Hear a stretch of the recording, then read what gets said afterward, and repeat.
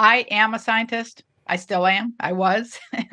And I will tell you that I did grow up going to Sunday school, but I grew up in that era when really faith was more of a cultural experience. You went to church on Sunday morning and then went back to your life on Monday morning. And then I went off to college and medical school and did my surgical training. And I would say that, uh, like so many people, faith was something that I would get to one of these days. It was sort of an abstract concept, but I was really busy. I mean, I had a full-time job, a husband, 4 little kids. Faith wasn't really something I put at the forefront of my life. I certainly tried to be a woman of integrity and honest and ethical and all those things. But, that's very different. I was someone who was very self-reliant and accomplished and smart, and I certainly didn't need God. I went over a waterfall in my kayak and was pinned or stuck under 8 to 10 feet of water. And I didn't have any options. I was going to drown. And it would be very easy to assume that I reached out toward God only because I didn't have any options. And I don't know how to explain it, but I actually did still have an option. I had a choice to turn toward God or turn away.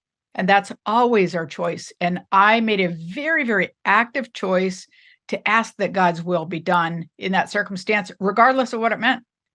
And it was the first time, despite saying the Lord's Prayer, I don't know, hundreds of times, thousands of times in my life, that it actually meant it. God, your will be done on earth in my life, period. Not on my timetable, not the way I wanted it to be done. But truly, it was the first time very actively I gave up trying to control or be the one in charge of my life. And that started this incredible and wonderful adventure and an experience that I could never have imagined in my wildest imagination. Like so many people, I'd never really thought about death. Actually, at that point in my life, I had had patients who had died. I had certainly been exposed to death. But at that point in my life, I had not personally known anyone who died. I didn't know a grandparent or a parent or a sibling or a friend who had died. And really, I had a great life. I hadn't really faced many struggles. And I think that none of us really think about our faith. None of us have our faith challenged until we face struggle, and especially when we face loss. This life review was looking at the most wounding experiences of my life and being re-immersed in them from a point of understanding. I understood everything about me and my life story, my backstory that had brought me to that moment in time. And I also understood the backstory and life story of everyone else involved. And what I discovered is that it wasn't a matter of forgiveness. Because again, in our culture, we don't understand forgiveness. It's always a 2-part thing. Like, I forgive you, but I don't ever want to see you again. Or I forgive you, but I'm never going to forget. But God's forgiveness isn't that. It really is as far as the East is from the West.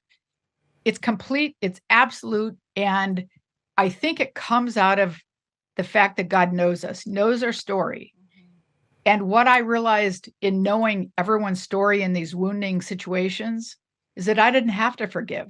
There just wasn't room for anger or bitterness or shame or any of those destructive emotions, because where God's love is present, there's just no room. And so it was really pretty remarkable, because it's an experience that, even though we may not think about it, it's an experience that every one of us has had many times in our life. We can look back and see many times where either we have been misjudged or we have misjudged other people. And what we realize is that when you understand the backstory, you don't have those destructive emotions. You have empathy, you have sympathy, you have some other form of love. It was awesome. Yes, my spirit, my essence, myself, the true me, whatever you want to call it, did leave my body and rise up and out of the water. And I have to tell you, I never had the experience of being alive and then dead or conscious and then unconscious. I had this experience of being alive and then more alive, conscious and then more conscious. All of my senses were intensified 1,000-fold. And it was different in terms of time and dimension, so that I could experience all of eternity in each moment. I could experience, it's like experiencing 1,000 realities all at the same time, yet independently. And I know that doesn't make sense, but there's sort of no way really to describe it. And I was greeted by a group of, people, spirits, beings, people who had known me and loved me as long as I have existed. And people always ask, did I recognize them? And I did not, because again, at that point in my life, I had not personally known anyone who died. But I knew that these were people who had been important in my life story. Perhaps a grandparent or great grandparent who died before I was born. And I knew they were so overjoyed, absolutely overjoyed to welcome me home. And yes, they took me along this incredibly beautiful path that to me was just exploding with color and flowers and the aromas of flowers, which is what speaks beauty to my soul. I'm convinced that God presents to each of us when we die the experience that will make us feel completely known, completely loved, and will speak beauty into our souls. And so they took me down this incredible path and toward this sort of great dome structure of sorts. And when we got to the end, I was there for what felt like many, many hours, and had this incredible understanding of really the divine order of the universe, how it all works, how there can be billions of us on the planet, but we are each individually known and loved as though we're the only ones. And then how it works, in terms of interconnectedness. I mean, we are all part of one, whether it's humans, animals, the natural world. We are God's creations, and we are entirely and perfectly intertwined and interconnected. And then I was kicked out. It wasn't my time. I had more work to do on earth, and that I had to go back to my body. And when I objected, I was given a laundry list of things I had yet to do. And many people ask, oh, well, it was a premonition or a thought. And I was like, no, I'm a very concrete thinking person. And so it was basically a laundry list. It was like, okay, here's your list. So get back there and get to work. And I might add that nothing on this list was something I felt excited to do. Nothing on this list felt like something I was qualified to do, had time to do, wanted to do, etc. Which makes sense, again, because the fact is none of us change or learn or grow when things are easy. I have to say, I mean, there were a lot of things I questioned on this list. Certainly the most difficult was being told about the coming and unexpected death of my oldest son, who at the time was a healthy 9-year-old. And there was no reason to think that he would die young.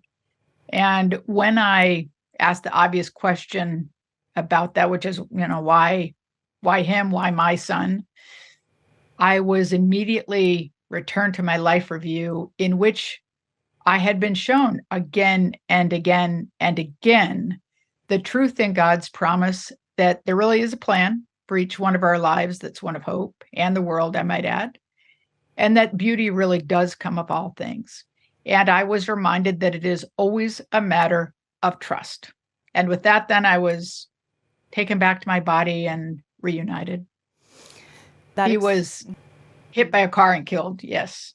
Mm-hmm. Well, I would say that, first of all, my experience with spiritual truth and my absolute trust of God's promises is the only way that I could wake up every day wondering if that was going to be the day. And it was 10 years later. So that's a lot of days to wake up wondering if that's the day. And I will fully acknowledge that my trust in God's promises did not protect me from loss, and it did not protect me from the emotional devastation of losing my son. He and I were very close. I loved him dearly. I would give anything to have him back. Like any parent, I'd give my own life for sure to have him back. But I will tell you that because of my trust in God's promises, even on my most sorrowful day, I simultaneously was able to experience incredible gratitude and joy. Because I think joy is found in the moment, and I think joy is experienced each day and each moment when you're able to consciously make this choice to trust God's promises.